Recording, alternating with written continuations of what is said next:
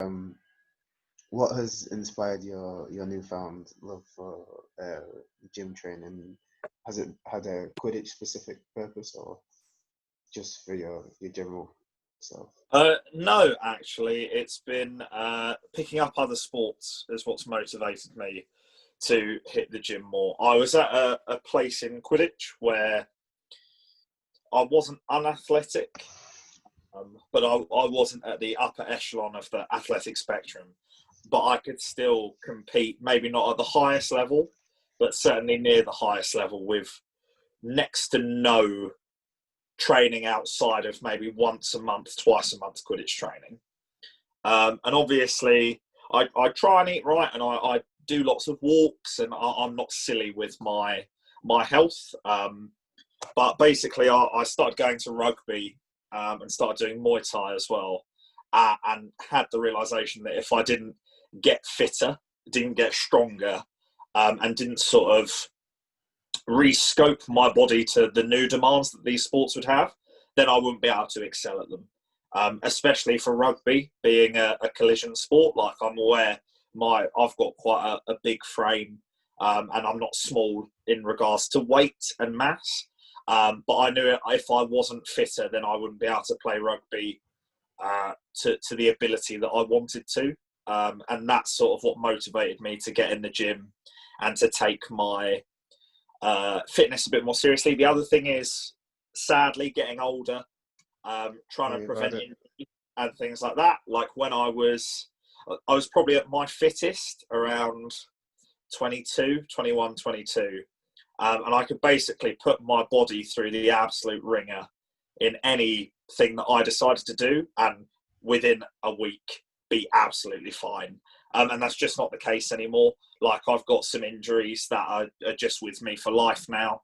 And I certainly feel the sort of impact of sport if I don't warm up, cool down, if my body can't actually stand the wear and tear as much as it used to anymore. It affects me in the long run. Like my first few rugby trainings when we did contact, I felt those collisions, like the effects those collisions had on my body were a lot more impactful than they are after going to the gym and taking all of that a bit more seriously. Yeah. And then, so do you think that's a symptom of, as in, a person's ability to come into Quidditch, like have an average fitness level, and then still be able to get to close to the top? Do you think that's a symptom of the general Quidditch pool having a lower fitness level, or is it that the ceiling is just lower for where Quidditch is at the minute? So I think it's two things. I think the one thing is the average level of athleticism, not necessarily health, but also sporting IQ of a Quidditch player is well below the average if you compare it to any other amateur competitive sport. So let's say, for the sake of argument, that I have an average Quidditch athleticism. My Quidditch IQ, in terms of the average, it skyrockets upwards. So by combining those two, I can make up for my lack of athleticism with intelligence. Whereas being an incredibly intelligent player but not being athletic really doesn't serve you that well in Quidditch. I think the base level of athleticism is quite low. The base level of sporting ability as well, even with like the fresher crop, it is never going to be able to compete with people anymore that have just played Quidditch for a very long time. When I sort of was starting out, even the first year of Raptors, you had freshers that came in that could maybe not compete with Team UK, but they could compete with like a top standard player with a bit of sporting IQ and some above average intelligence. But as the top teams have got more intricate, tactics have developed more, and those standards have just gone up, it's a lot harder for freshers to make an impact, I find. Like, a common argument that you see people bring up is like, oh, we don't know who, usually we used to have freshers come in and we could peg people for Team UK straight away. And you just can't do that anymore. You can recognise the talents, but just the fact that you played football before and you're slightly athletic just isn't enough to stand out anymore. Because I think the top tier of Quidditch either have other sporting interests that have pushed their athleticism up, or they want to stay at the top and they know they've got the intelligence and the tactics, but the fitter they get, the more it gives them the edge. If I'm rambling, please say. No, carry on. And the other thing is that an issue I've had with Quidditch since I've started is it's such a short game and it's such a stop-start game that you don't need to be an endurance athlete really at all.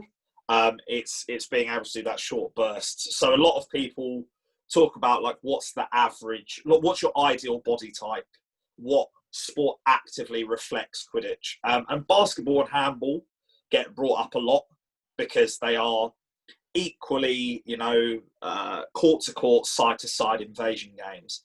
But if you wanted your ideal sort of like fitness, you'd be looking at a rugby sevens player, which is sort of staying at that baseline, super explosive for 10, 15 seconds of active play, and then it resets again. Because if you watch the average game, people aren't necessarily standing still, but they're not exerting masses of energy for anything more than 5 or 10 seconds at a go, just because of the nature of the game. And that isn't just a UK thing. That's a system of the world. You look at the World Cup final or the EQC final, it isn't constant bang, bang, bang plays. It's 15, 20 seconds of setup for 5 to 10 seconds of actual impact action. And unless there's a fast break, you rest again. Like you don't need a squad of 21 unless everyone is playing super high tempo all the time. But the way the game is, unless you're going to play a super aggressive style, you just don't need that level of fitness, like at all, I think. And then also with the way that we use substitutions, we usually tend to keep players on for a longer amount of time, so you don't have the opportunity to make those really aggressive plays, and some people on and off just. Well, so something I've been looking at. So South Africa won the Rugby World Cup this year, and something that their coach Razzie Erasmus did is he employed this idea called the bomb squad for the scrum. So the common idea would be that if you can dominate the scrum, you can dominate the game. But the issue he was finding was the way that he ran his substitutions is that there weren't enough people to replace all of the key forwards in the scrum. And the conventional thinking would be that you'd never really replace your front five. So what Razzie Erasmus did was said, those front five, gun yourselves into oblivion. Okay, I only need you to be able to play 50, 60 minutes. And there's going to be a substitute for every single one of you, which meant that they could keep up the domination of the scrum and then win themselves a World Cup. So what I started to look at with Quidditch is this idea of keeping the good ones on for as long as possible and slowing the tempo down actually isn't going to work for the games where you need to play high intensity. So try to take that bomb squad idea with pods. So splitting your 21 at a national level into essentially 2 pods of chasers, 2 pods of beaters. You've got your main 4 quaffle players with 1 or 2 subs each, and then your main beaters in each pod with 2 subs each. So that you can play those pods, gun them for 4 or 5 minutes straight, and then immediately change into another pod with the idea that you're keeping up that energy and keeping up that tempo. There's never the worry of who needs to sub for who, because you've got 2 reserves in that pod, and if your whole pod is knackered, you're putting on literally a fresh pod that have had minimum 3-4 minutes recovery time, and the fitness we're pushing for, that should be more than enough. Yeah. Like the average top tier Quidditch player should be able to play 20 minutes when you're asking them to only really play 10 at max speed. It means you can afford to play a high tempo for as long as you want to. Tempo doesn't become a choice of who's tired. It becomes this is a style of play we're going to push for, and we've got the bodies and the sort of system in place to do it. Yeah, I completely agree with that, and I've thought about that a lot. And I'm glad someone does, Rudy. And I think a secondary benefit that you get from that is that you also raise the level of the people who would potentially be the second tier players, because they're Mm. getting that increased game time, which they probably wouldn't have got if with the normal system of keeping your star player on for 75% of the game. Like it's a problem Quidditch in the UK has had and still has, is relying on one or two key players in the team to hold it all together, and that's been a system of Team UK for I'd say a very long time up until now. You had it where if Lucy wasn't there, the system fell apart. If Seb wasn't there, the system fell apart. And what this pods thing is trying to basically create a new mentality within what we're achieving with the fitness. Is it's about playing the system, not the people. Like Lucy doesn't need to be there all the time because there's actually someone you trust to replace them. And I think that's what is getting people to understand that actually somebody who is 100% fit, even if they're a little bit worse, is going to be more useful than your star player at 60%. 100%. Whereas a lot of people still have that mentality that Lucy, practically comatized, is better than every other beta in the country. And that's just not how fatigue works, sadly. Even if her mind's still there, her body's going to be that click slower. And in those 5-10 seconds of actual action, that's a 10% difference that you're trying to fight for. Yeah, but usually what you do find is once your body does get tired, then also your mind starts to go. You start to get Oh, sloppy. You start to 100%. make those mistakes. So it's Yeah. never an either-or situation. Like, So but that's I think what a lot of coaches try and do if their trade-off is, and they definitely don't think about it in the same way we would, but we're going to tell them how they're thinking, is if I've got Lucy and I know Lucy's my best beater, I'll say she's playing at 70% fitness level and she's going to make 20% more mistakes, but they weigh that up as 70% with 20% more mistakes is still going to be better than their next beater, because it's really hard not to judge someone on when they're playing their best. Because a lot of, I think, Quidditch coaches go, oh, but this player actually might have a blinder. And there's that reluctancy to actually sub off the stars when they're tired, because you're hoping, well, maybe they're not as tired as we think they are. Whereas if you're playing a fast system, the subs have to happen for the sort of the health of the team and the health of the athlete, don't they? Yeah, and I think it is difficult for some teams when maybe you don't have the wealth of talent that you do on a Team UK or Oh like no, of course. a Raptors or what have you.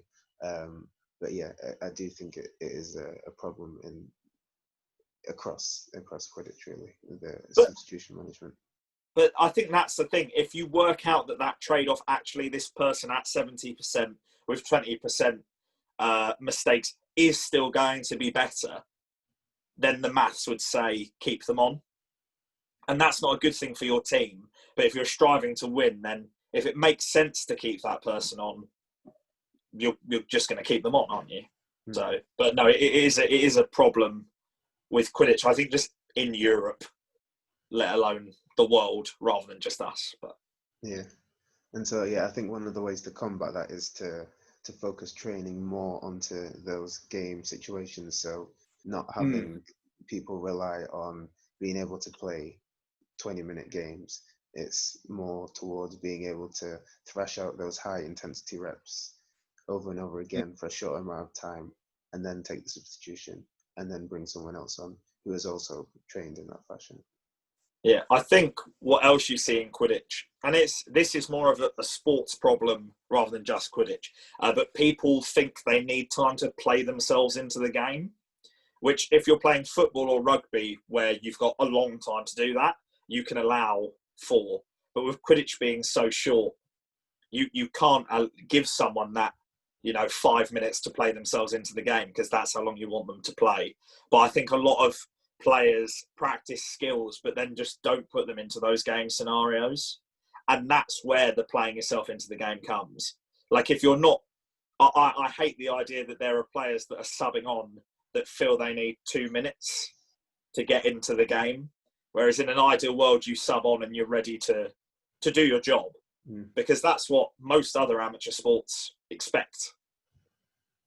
Yeah, And then so like how much time would you prioritize in club training to would you prioritize any set aside any time for fitness training, or is it all on those skills, on those um the technique stuff?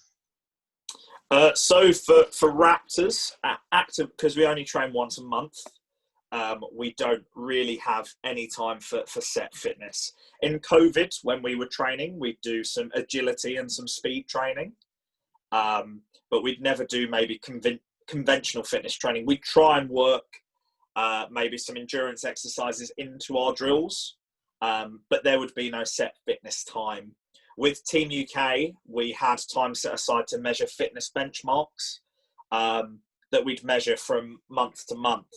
And I wasn't actually too bothered about what fitness people were doing, as long as they were doing something and as long as they're staying active. But I think it's a problem because we, both Raptors and Team UK, train so infrequently. If you're putting aside time for fitness, firstly, you expect that fitness is being done outside of your training, and that's made clear. But also you're just eating away time that could be going on, not something that's more important, but something that I can actively deliver. Whereas I can expect someone to do fitness at home, they don't need me to do that. But if we were training with university teams, training twice a week, in my ideal, you'd have, outside of those two trainings, 1 or 2 gym sessions together. But that's, blue sky thinking. I'm aware how students are. And when I was captain of Bangor, about an hour or so of our university sessions would be put to fitness, just to measure people's benchmarks and see how they'd progressed. Okay. And then so if let's just say you're talking to a new player or a fresher, what kind of things would you recommend them to do outside of training to improve their physical ability? So the first thing I say, which is to a lot of people that play Quidditch, is picking up another sport. Is always handy, even if you just play it casually. But I think the main thing is explosiveness, and footwork and agility. So in the UK, an aspect of the game that we get caned for a lot is our contact. And a lot of people think that comes from maybe not having the correct form. But if you watch it, it's just people's ability to mirror someone else's movement and react and explode into a tackle. So I think the things that you'd find an instant difference on are, obviously, the faster that you can run over 30 meters is going to make a hell of a difference. But I think it is just being able to make those explosive movements in sort of that first step of a run, that ability to break a tackle, that ability to go into contact or jump and receive a ball, but also your agility and your reaction time to react to a stimulus is really important, because we see a lot of times people's brain might have registered what's going on, but their body is so slow to react and adapt to that move. That's what slows them down. So I think it is those quick explosive movements and agility and reaction time. Yeah. And you mentioned that this is quite a bit of a problem in the UK. And from a national coach standpoint, when you're facing some of the more physical teams like Australia and the US, so like from World Cup 2016 and then again to World Cup 2018, there was a lot of talk about how the UK national team didn't have the same level of physicality. How do you approach a team that you know going in or perceive going in that are going to be able to overpower you in quite a lot of areas? Yeah, I think it's really difficult from a coach's point of view when you know you've lost the physical matchup. So I think it's about getting the team to understand what they can excel at and creating as many of those opportunities as possible. I'll use another rugby reference for you, Rudy, so you can chuck it in. So Japan used to be awful at rugby, like actively very, very bad. And then Eddie Jones came in to coach them and basically said, we can't really do any of the stuff that requires being strong.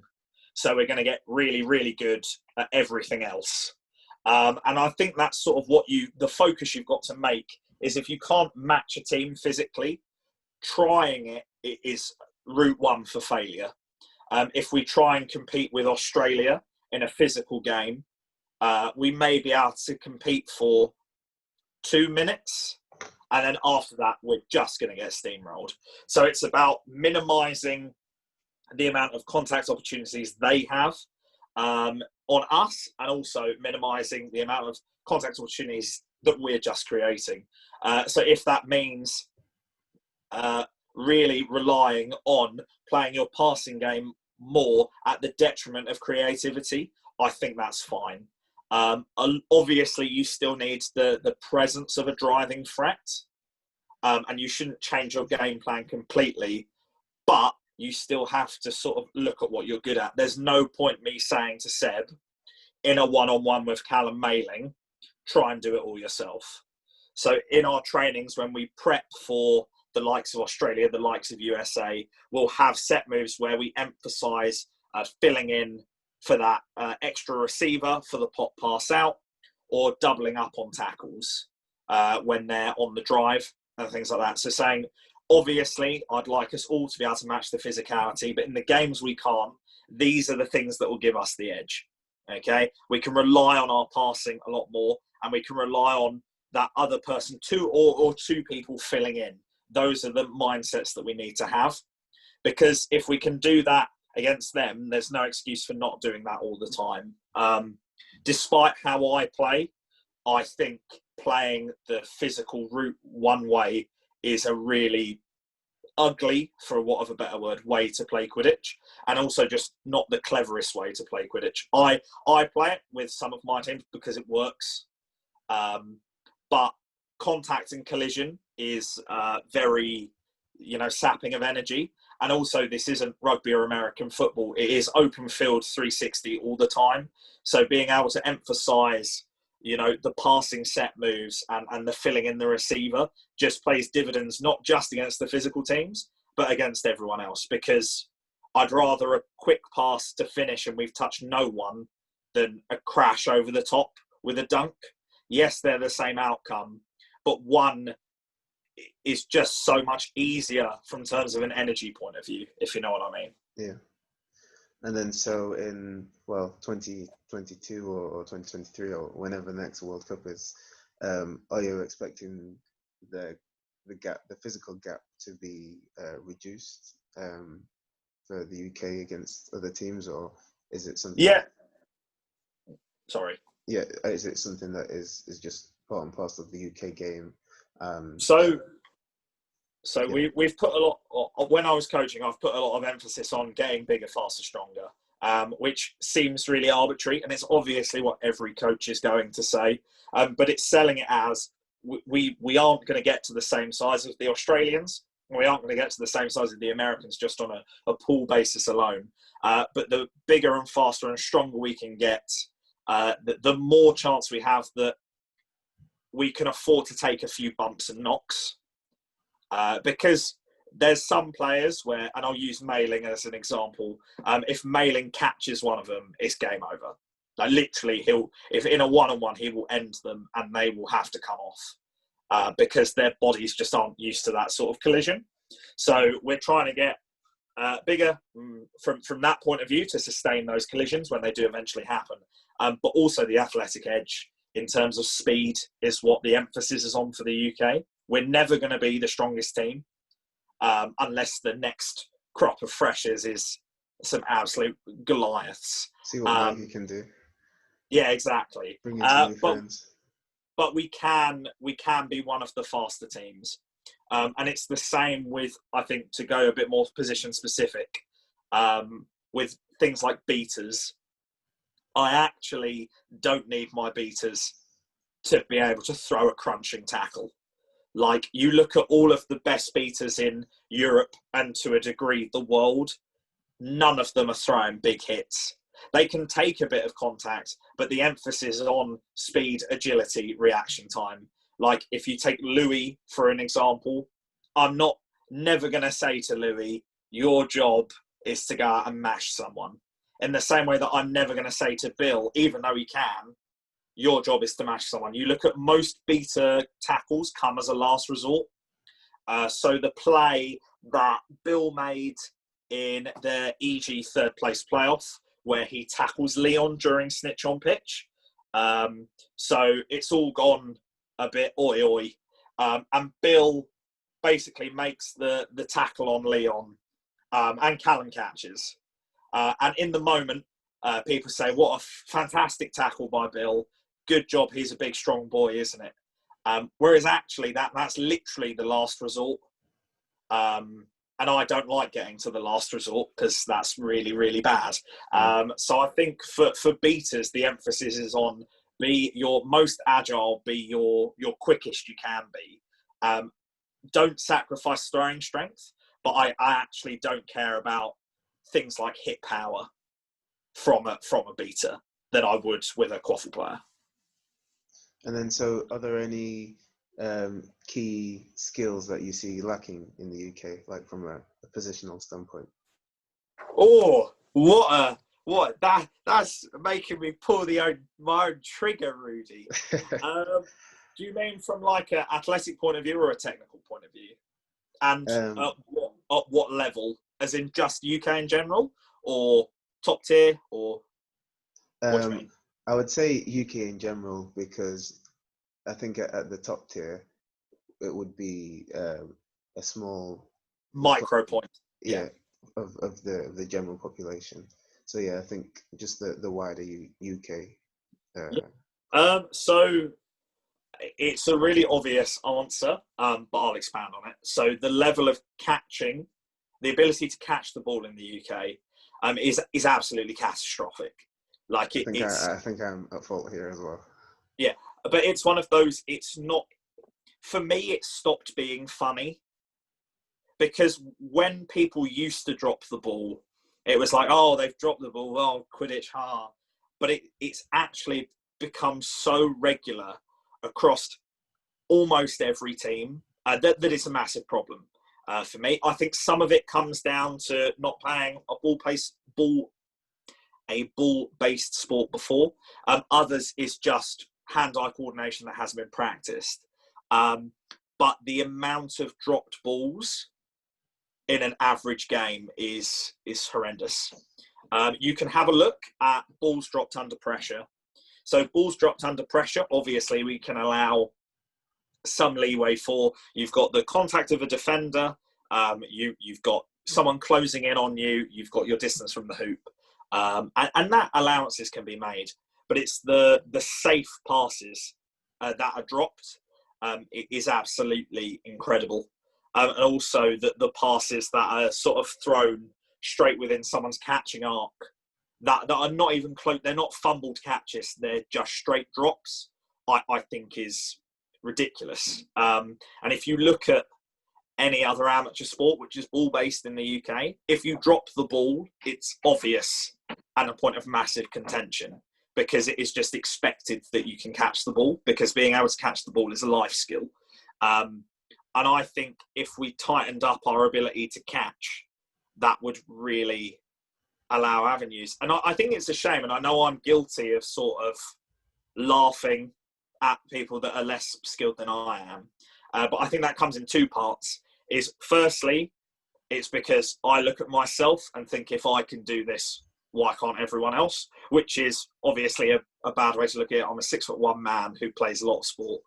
But also it's just the regular nature of what's happening. Like you look at some of the Dev Cup footage, the drops to catches ratio is hard to fathom. Like if someone showed you that as a spreadsheet, you'd think they were making it up.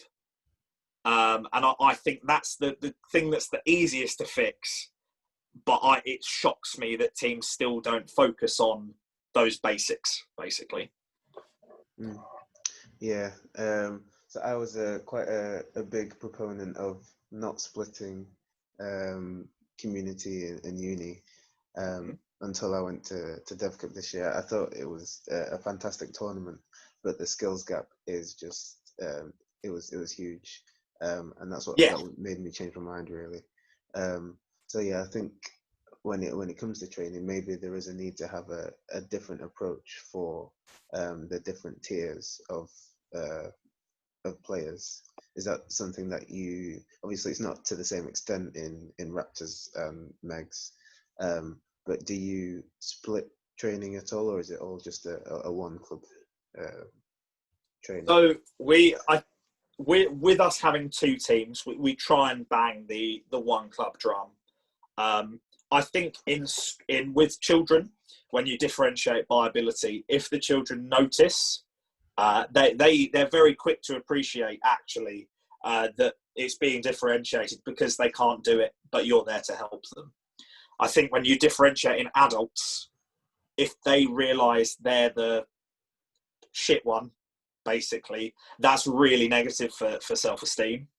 And no one wants to be that group. So how we like to do it is everyone starts off with the same base, basically. So your lowest outcome of achievement. But then we say, if you want to challenge yourself, you should be doing this. Or we say to certain players, to push yourself even further, you should be trying to do this. Maybe try and throw that pass on the move. And I think if you have the conversation with people and say, we want you to nail this first, then we can move up to making it a bit harder. I think that's easier than saying, you're going to go over there and do this, and you're going to go over there and do this. Where I do think the differentiation has to happen is when you're practicing contact. I think contact is taught very poorly, just in Quidditch in general. And if you mix people at the wrong time, that can be really detrimental to ego, but also outcome. I see a lot of... Are you talking about in terms of tackling? Tackling, but so skill level size. or body size both. and shape? Okay. Both. So I think for me in the game, can I reference players here, or do you just want body types instead? Yeah, reference players. Yeah. So I think if we do a contact session at Raptors, asking someone like Cat Jack, who is a 5'6", 60 kilogram at a push woman, to repeatedly train on someone my size is just absolutely pointless. I don't think if she can't say she can't do it on me, that's fine. But it's about getting her to practice with someone her size first. I think you can mix by body size and ability. But the extreme example is asking someone small to tackle John. And then when they can't do that, that feels like a failure for them. Whereas in actuality, in a game, I'm not expecting them to make that tackle. That someone like Kat should never be in a position in a game where us conceding relies on her stopping John, if you know what I mean. Yeah. So I'd rather players practice on their own body size, because that's the scenarios they're going to be in. Someone like myself, someone like Andrew, yes, we'll practice against each other. We'll practice against John, because those are the sort of matchups we're going to get. And those may be live or die tackles in the game. But I think when you demand someone who has such a disadvantage to regularly practice, because we're all one club, and look at us, we're Quidditch, we're so inclusive, it is just pointless. And I think just quite unfair, because everyone knows someone like Kat isn't going to stop me, but Kat might be able to stop Marsha, and will be able to stop Marsha, who is going to be the matchup that she's asked to tackle. So why would you not prepare someone like that for their matchup? I think that the push to be inclusive blinkers people to the scenarios that they'll actually face in a game. And do you think there is a certain element of training in the Cat U scenario for it to not be a life or death, a game saving tackle, but maybe to do a certain percentage, or just to slow you down, or something, just because in the game of Quidditch, yeah, you're not going to know if it is John coming towards you. You do get into those situations. So could you tailor a tackle session in order to do that? So what we usually do, that's a good follow-up question, Rudy, that's all right, is looking at, if you don't have the advantage on the person, what tactics can you employ to stop them? So something that I work with smaller players a lot on is not actually committing to the tackle, but committing to ripping the ball out. So that's what I'd get Kat to do with me. I'd say, Kat, when you're against someone my size, the emphasis should be either ushering me down another channel with some jockeying, or you're going for the rip of the ball. Okay, because ultimately, I don't want Kat to have to commit to a full-on tackle like me, because I know I'm going to win that collision, and I know in a game I'll win that collision. But if I can teach her to jockey me to the side, to lead me into your Frasers, your Jameses, or to rip the ball out, to teach her the skills to deal with a bigger player, that's what we're looking for.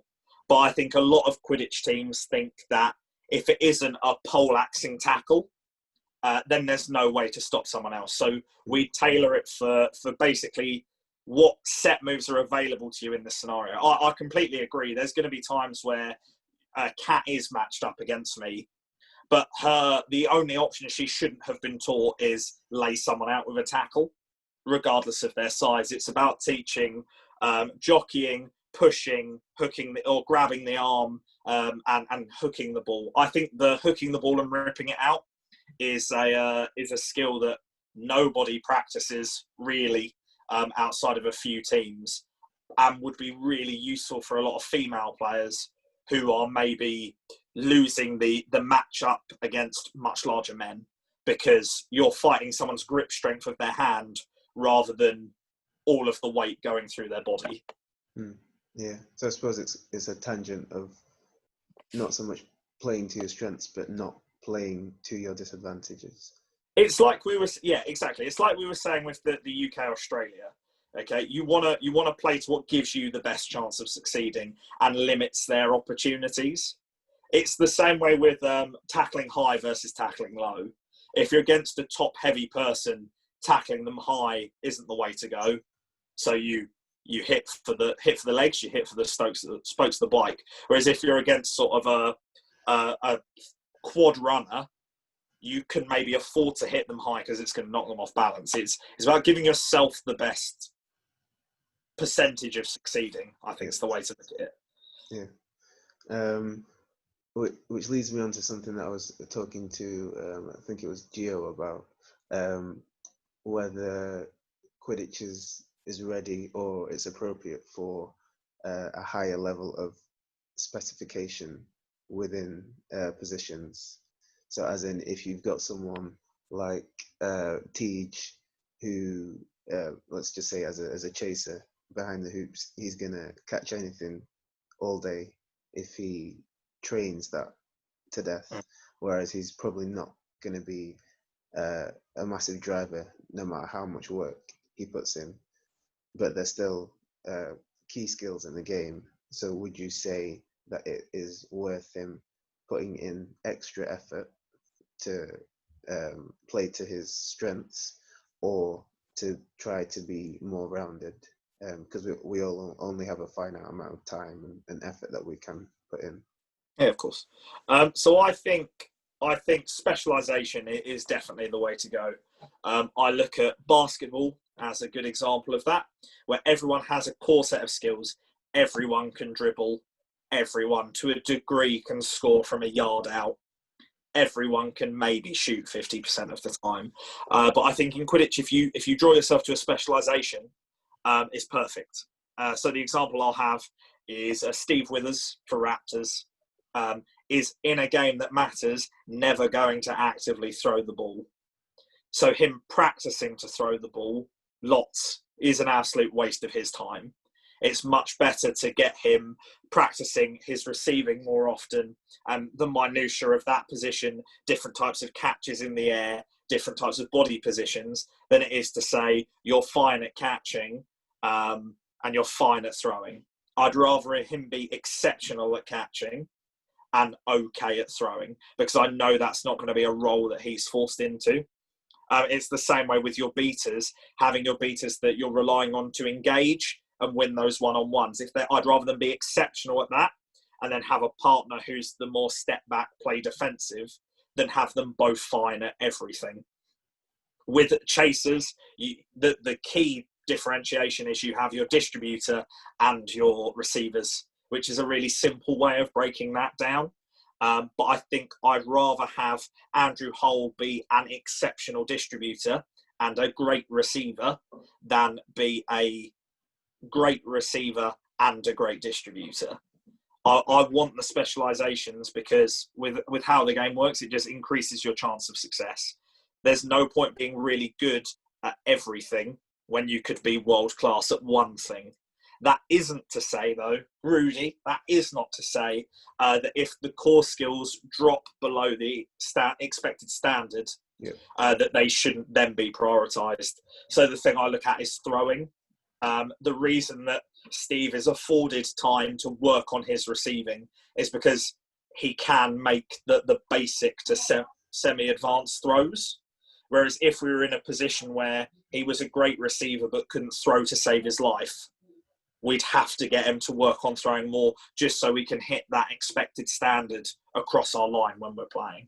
So I think specialisation is fine as long as you're meeting the base standard for everything else. Because at one point or another, you are going to have to do everything. Everyone is going to have to throw the ball in some way at some point. So you should be able to do it to a basic standard. It's something that teams don't train their women to do enough, to the point where tactics literally revolve around getting them to pass it to the woman and then putting pressure on the woman to throw, because all of us know she's definitely not been allowed to do it in training. And all of us know she actually doesn't know what to do in this scenario because she's not been taught. And I think that's absolutely insane that you wouldn't teach someone or wouldn't allow someone to learn a fundamental part of the game. Yeah, definitely. And I think also we were talking about not just an interpositional specialization on offense, but also the difference between offense and defense, where you would have a defensive player versus an unoffensive player. Yeah, I think you can definitely have players who are weighted more to do one than the other. But I think as you get higher up in the levels, it's really easy to signal out who isn't contributing. And I think that's a really hard balance because you're flowing between attack and defence so frequently for Quidditch, ideally. It's okay to have players that are fantastic defenders, but it's about finding them a role in the offence that either hides their sort of inabilities to contribute to the attack, or you just have to spend more time with them. Because if you actively are bad at one of them, you may as well just sub straight off. And I think this reluctancy to sub in Quidditch it is part of that. If you look at ice hockey, there's a sub every 45 seconds in some games to fit the scenario that's there. But I think some people think that being a great defender means that we'll keep you on for attack because defence is going to be soon, rather than thinking about how they can change that defender into a passable attacker, or maybe switching up personnel if they can afford to. But I think it's really, really tough. You see it a lot. There are great attacking players whose defence is absolutely shocking. But I think if teams aren't forcing them to practice defence, that's really tough. Am I right to go on to another point about that? If that's right, I'm aware. I was just going to say that again. It's about finding that baseline and then working on potentially having that specialisation. But yeah, go on. But I think as well, a lot of teams are really reluctant to practice defence properly. Most Quidditch players, if you ask them, dread practicing tackling or collisions. They absolutely hate it. To the point where coaches don't include that in their training because they know how much teams dislike it. And I think that's another reason why the UK is falling behind with contact defensively, is because club coaches aren't doing it, which creates this stigma that that's a horrible thing that we should be doing. So when it comes to offering it out at Team UK or for national teams, there's already that reluctancy. Whereas you go to a rugby club, an American football club, even a handball team, I know the contact's different. They're still doing some form every session. They're still, even if they're not going 100%, they're practicing those skills. Whereas there are Quidditch teams that do 3 contact practices in a year and then wonder why their contact isn't there. So I think there's a real stigma around practicing tackling and contact that needs to be overcome. But that actually has to come from everyone. It can't just be me saying, if we all practice contact a bit more, it'd be great, lads. And I think that really slows us down too. And I think it also, I don't think it's just a club organizational thing. I think a lot of it is also a lack of confidence of the players themselves and their physical ability to tackle, and also fear of getting hurt. And I think if we're able to give players more confidence, one, in the technique of tackling, and two,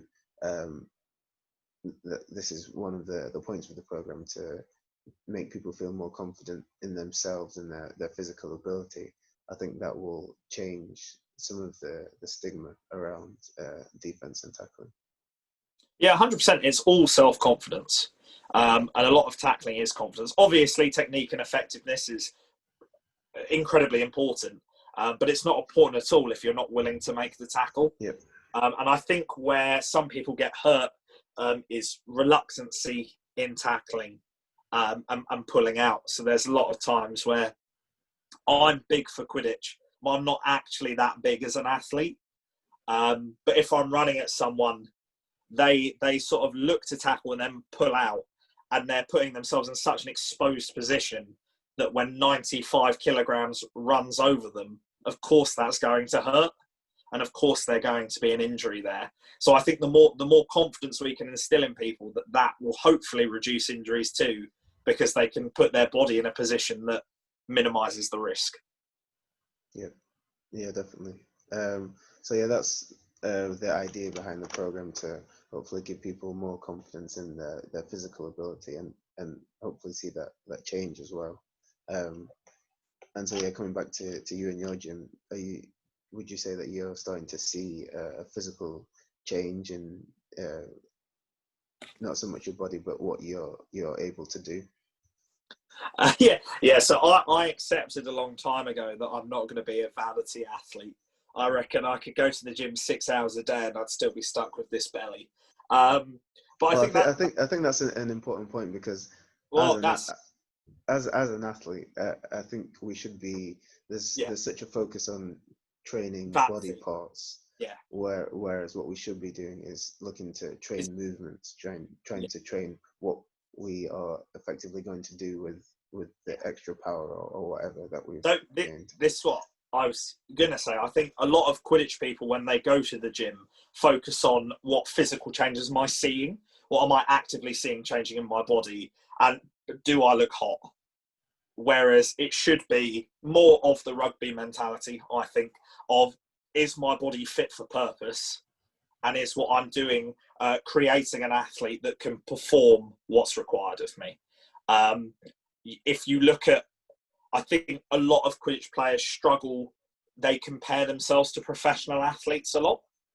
And I think this is obviously a systemic problem of society. But also a lot of Quidditch players, when they're getting fit, immediately compare themselves to top flight NBA players or American football players and think, well, I need to look like that to excel. And that's just not the case. So for me, I'm definitely noticing advantages coming from the gym. I feel a lot stronger. I feel a lot more explosive. I feel a lot more powerful in my movements. And I'm at rugby, especially. I'm really noticing the gains there, especially in my my cardio and my sprint speed. I've never really been an endurance athlete, and it's just making sure that I'm balancing the explosiveness versus still being able to play 80 minutes of a rugby game. But a lot of that is the mental side as well, of saying, just because you've got a bit of a belly on you and you don't have a six-pack doesn't mean that what you're doing isn't fit for purpose, and doesn't mean you're not excelling as an athlete. The other thing for me is I've got a fair few injuries, which have plagued me for quite a long time. So it's trying to make sure that I'm doing the work at the gym, but also and in Muay Thai and rugby, but still being safe with those injuries and maybe not pushing myself too much at the risk of aggravating them. So when I was 18, I tore all of the muscle tissue in my left shoulder. And still to this day, my left shoulder is much weaker than my right shoulder in terms of how much I can lift and what I can do with it. And it's just trying to remember that that's something that has to be built up slowly to see the effects of. I think the other problem with Quidditch is people expect, with whether from training or the gym, like a month, and it's going to be, wow, look at me, I'm now an exceptional athlete. Yeah. I think it's making sure that people understand fitness is a long-term program. So in January, I'm going to be unemployed for the first time. Very exciting. And I'm going to take 3 or 4 months just to try and work on my diet, my health, getting fitter, being more of an athlete. And I'm not expecting huge changes in those 4 months, like the stupid men's health booklets that say, drop 20 kilos in 3 weeks, you'll be a real man then. But it's just to try and lay a good foundation for being an athlete. And I think that's what a lot of Quidditch players need. And hopefully this will help, is that they need to understand you're building a foundation, and then it's daily. You don't get fit and it stops and you're fine. It's a commitment to health. But yeah, I've really noticed the difference, and I'm really glad that I've decided to actually do it. And I'm hoping come January, if I basically tell myself I'm paying myself to get fit, then I can dedicate a lot of time to healing some old wounds and getting a lot fitter. Yeah, and in a sustainable way. Like it's good to hear the time frames that you're talking about, because there are so many fads, and it is possible to get drastic results in a short amount of time. But a lot of the time, one, it's quite dangerous, and two, it's a sieve really. What you lose, what the changes you make in that short amount of time will just come back, and you'll be back at state. And it's just, I think people think you can put your body through the ringer for a month and that they won't relapse. But you look at what some people are doing, and it's just insane what they're going from nothing to trying to basically match the sort of gym routine of a professional athlete. It's just not sustainable. Yeah. And I think it's making sure that Quidditch players appreciate it is a slow process. And I think a lot of amateur athletes struggle with that. But Quidditch players more so, just because of the sort of personalities that it attracts. Yeah, definitely. I'm hoping that if I can provide quite a simple and easy to follow guide for people, then that'll help them in a more sustainable way, not only to change, but also to give them more information about why they're doing the things that they're doing, and maybe why what they were doing before might not have been useful for them. Yeah, I think it's just a lot of short-term goals is what a lot of people need. And I think a lot of people beat themselves up for not achieving it instantly. Like they think if they have a slice of cheesecake, then suddenly it's all pointless. And just explaining that it's just all part of the journey, isn't it? And it is hard, because actually sustaining that lifestyle when you've never done it before, it's going to be tough. But I think Quidditch also has a lot of people that have never really failed anything that they've tried before, either academically or hobby-wise. And they can maybe take that onus when they feel like they've failed at their fitness goal. They can take that quite hard, and it just drives them in the other direction. Yeah, definitely. Right, I'm going to ask you one more question, because I know you're a busy man. And thanks. No, I'm actually, mate, you can have me till 10, Rudy. You can have me till 10. I'm a lucky guy. So what I've been asking people is, I know you touched on it before when you said, when you talked about rugby sevens being an ideal sport to draw upon for Quidditch. But if we were to look more granularly and try to put together a perfect Frankenstein kind of Oh, Quidditch player, what would that look like? So first from a sporting point of view, so like if you could take the arm of a quarterback or XYZ, oh my God. I and love this. I thought you'd like it. And then another one where we can take actual people, so like uh, Malpass's toes or something. Oh, I see. All right. So one whole sport, Yeah. another Quidditch. I'd take I'd take the arms of a handball player, just for the transferable ability of it, and also that's throwing and catching. A lot of people say they take a quarterback as their keeper, forgetting that a quarterback throws 40 yards, whereas I need my keeper to maybe throw 5 yards. So I take that the arms of a handball player. I would take the explosiveness and jumping ability of an average NBA player. I would take the brain and ability to read an offense and a defense of a American football quarterback. And I would take the sort of torso and chest of maybe a rugby sevens player in that regard, just for the breaking of contact and things like that. So I'd look at securing, throwing and catching, being fairly intelligent with the decisions you're making, but durable and confident on both offense and defensive contact. We can go to the eyes, ears and nose if you want, Rudy. I take the eyes. That's probably coming into the quarterback. You can keep your ears and nose. I think with actual Quidditch players, do you want me to keep it UK based? No, go for it. Whoever you like. Oh, that's such a hard question. Oh Christ. I would take the. I would probably just take for a quaffle player, the body of someone like Callum Mailing. As an athlete, he's pretty perfect, I think, for Quidditch in terms of he's a big physical guy who's quick, who can react, and things like that. Someone like, I think John's possibly too big for Quidditch, because of how bludgers work and also just how small the field is. He just takes up so much space. So I'd probably pick someone like Mailing. Oh God. Brain wise, I'd probably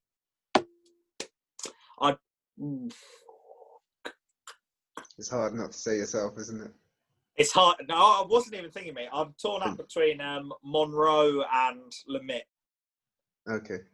I'm trying to think who I think's the smarter of the two. Because they can both play quaffle and they can both play Fidget. both ways. I'd probably take Monroe's mind, just from how long he's been around, but also the range of scenarios that he's come across and played in. And also, if I'm taking his brain, his ability to lead. Not that Louis can't lead, but Monroe is exceptionally popular with his whole sort of team.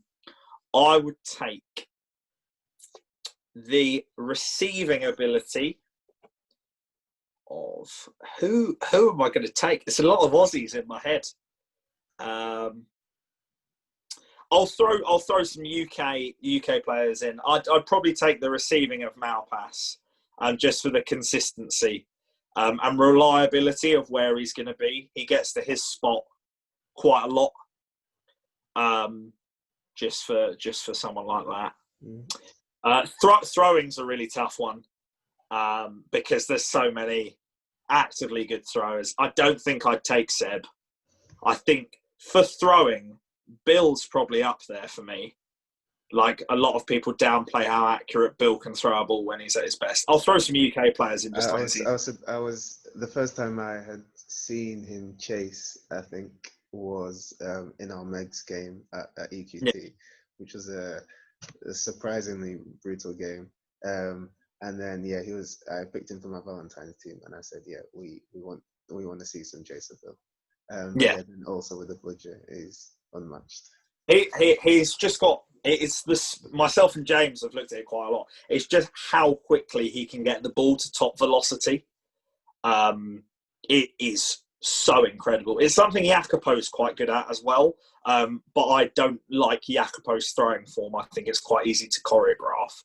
But what makes Bill's throwing exceptional is how he goes from standing still to getting that hardest throw that he can. And I think when he's at his best, his accuracy for chasing is incredible. I'd probably take the footwork of someone like Aaron Veal. I think for Aaron's size, he doesn't play like someone who's 3'1". He really plays above himself in that regard. But then that also does play to his strengths, like Yeah, because his center of gravity is so low, and also there's less of him to grab onto. Like trying to go toe to toe with him on defense it's is a really really nightmare. hard. Yeah.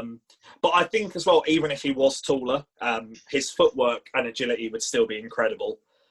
Just because how quickly his body moves. I'm trying to think. Tackling's a tough one because lots of people suck. I'd probably take someone like a Greenhouse from USA.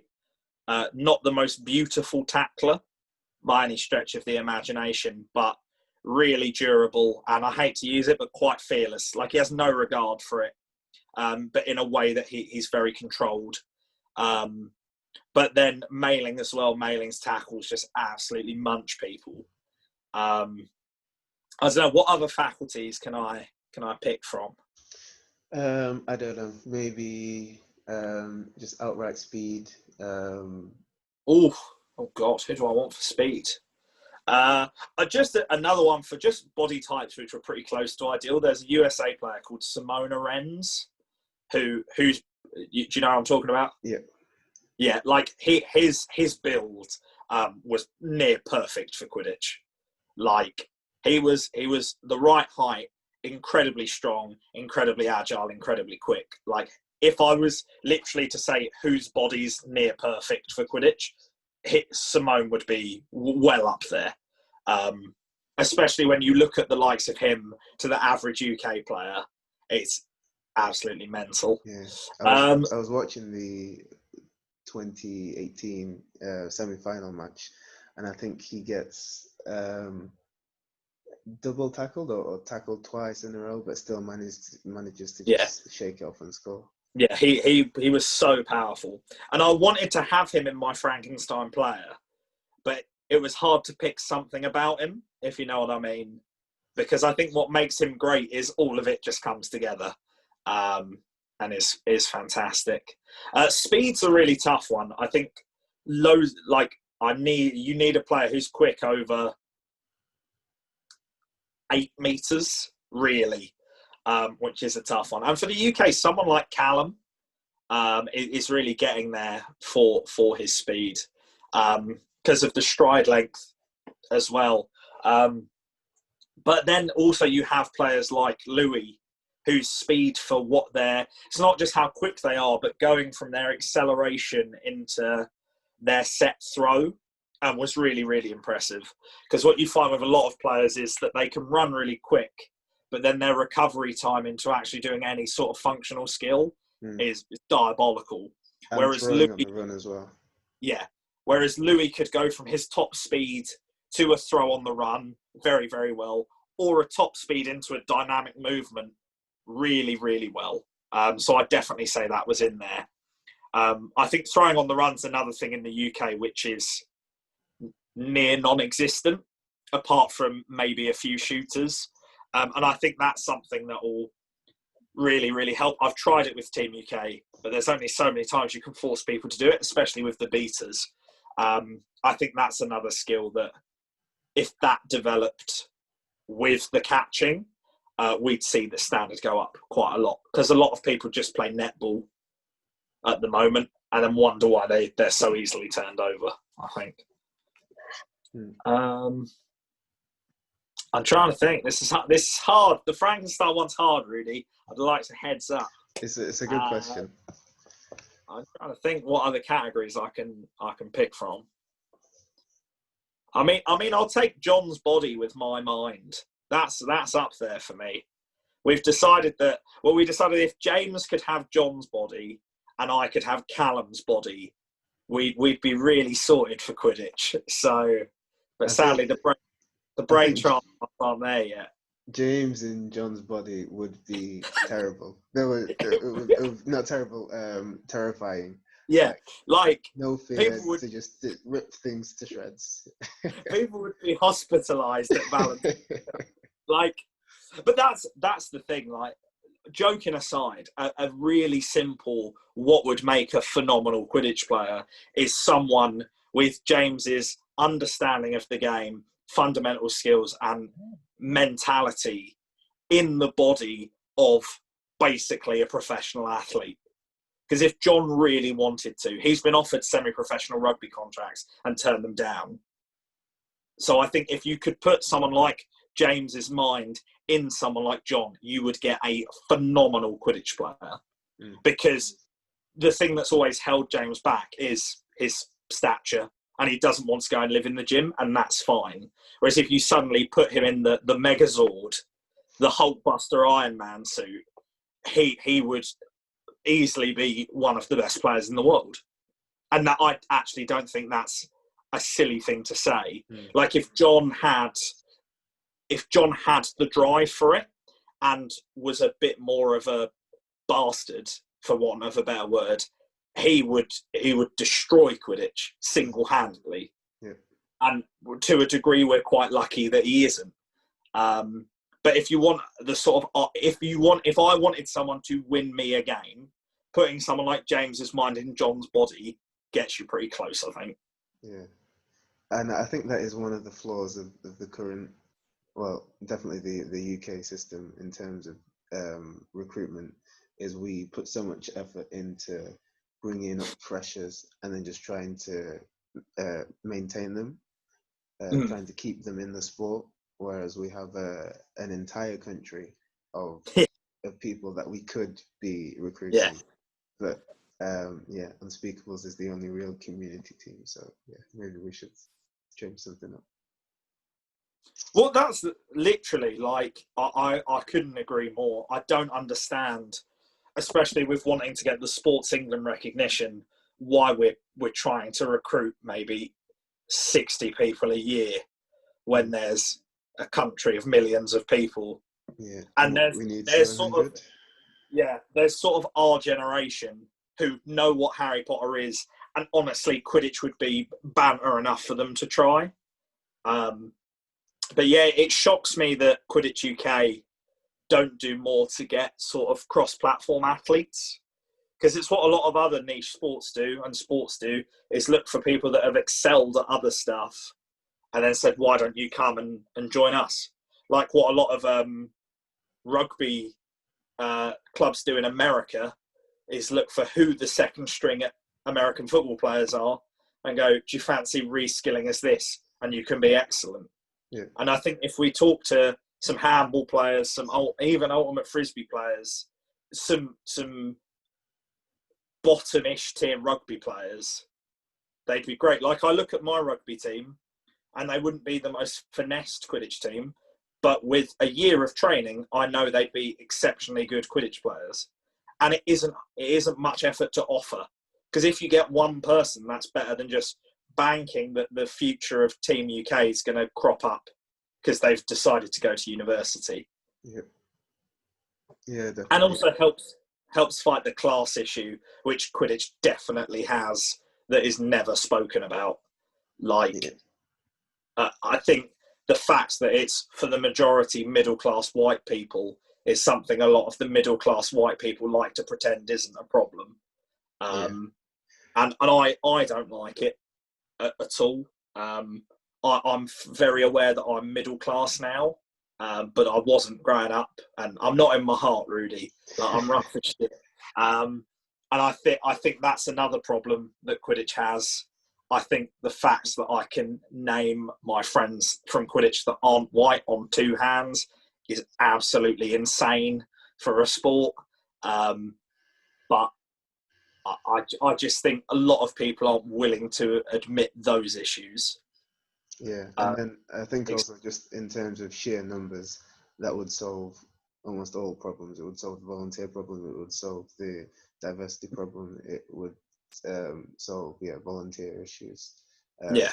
Having uh, Having adults, that's what it is as well. Like, let's recruit some fucking adults, because it cracks me up when people say there's not enough volunteers, and they're surprised that a 19-year-old in their second year of university doesn't want to volunteer to help run a governing body for a sport they've played for 6 months. Like, of course they don't want a referee. Like, that's what annoys me as well. Whereas if we recruited people that are 22 plus, they're probably going to be more willing to help out. But yeah, we'll see what happens. well, we will. Who knows where Quidditch will be, mate, when we come back from COVID? That's the problem. Yeah, who knows? Do you think BQC will go ahead this year? I don't think we'll play any Quidditch in the UK this season, personally. I parallel it with rugby. My first games of rugby are potentially in January. There's no way Quidditch comes back in March, I think. I reckon if we're lucky, we might get to do something in summer, which would be quite nice because we get to play the nice weather. But yeah, I can't see us playing again this year.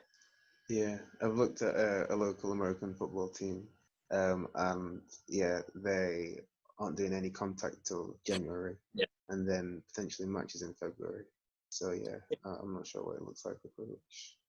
I think the other problem is a lot of people are. This is off topic with our discussion, but a lot of people are realising that they can live without Quidditch, and it wasn't the sport; it was the people, and they're starting to explore other sports and other avenues.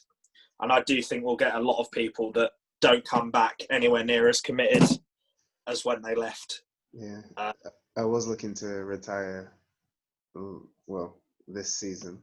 Yeah, and I think quite a lot of people were. And now I'm in kind of the dilemma where I think I've had my last season taken away from me. And then so do I still want to hold out for another season, or is it time to just cut loose this season? So yeah.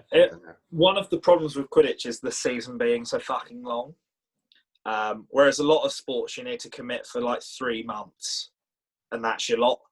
Whereas with Quidditch, you commit all year round.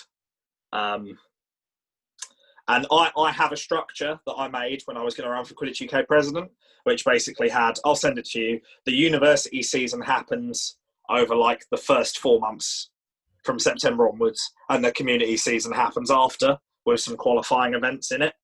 I think if I knew I only had to, apart from Team UK, if I only had to commit to my team for 3 or 4 months, then that would be great. But the fact that you have to commit for 9 months, puts a lot of pressure on people. You'd probably need to change the Quidditch Europe and IQA calendars as well. As in no, mate. to separate I've got it all worked out. Oh, I've got it all worked out, Rudy. Got it all worked out.